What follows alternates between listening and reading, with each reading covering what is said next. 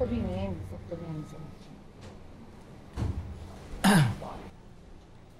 Kakatanggap ko lang ng text mo. Kamusta si Charlie? Sa awa ng Diyos, okay naman daw yung bata. Oka, kinabahan ako. Akala ko mawawala na yung anak natin. Buti na lang nandito ka na. Mamaya kasi hindi na ako mababantay ni Nina kasi kailangan niyang pumunta sa bar. Pwede bang bantayan mo ako mamayang gabi? Ay! Subukan mo. Subukan mo ako. Pretty. Charlie, pasensya ka na. Hindi kita mababantayan dito eh. Kailangan ko magpahinga eh. Pagod ako eh. Tsaka, maaga pa ako bukas mamamasada eh. Ma.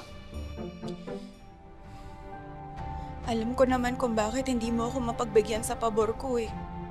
Takot ka dyan sa jowa mo. Eh siya nga yung dahilan kung bakit ako nandito. Tinulak niya ako kaya ako dinugo. Baka pag sinampal kita dyan, nandito ka na sa ospital, nagsisinungaling ka pa. Oo, tinulak kaya ni Pretty as Charlie. Hoy! Sinadya niya yung gawin para malaglag yung anak niyo. Ay, manahin ka, matanda ka pag sinampal kita dyan. Tignan mo. Saglit lang. Ano ba talaga nangyari?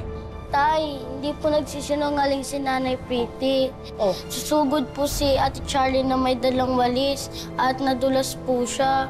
Diba? Kaya po siya dinugo at dinala namin dito sa ospital. Eh, yun naman pala eh.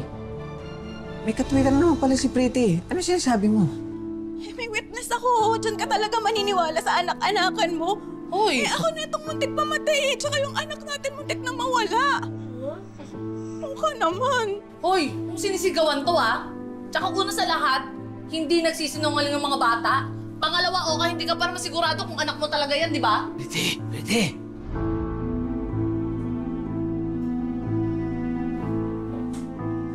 Excuse me lang po, ah.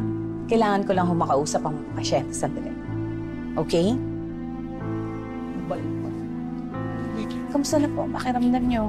Pretty! Hindi ko alam kung hanggang kailan tayo gugulin ng babae mo na yan ah. Paano ko ba mapapatunayan na hindi naman talaga ako yung ama na dinadala ni Charlie? Para hindi na ako gumaso sa DNA test.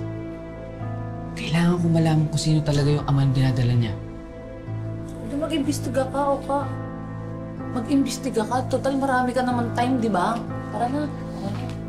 Pretty! Pretty!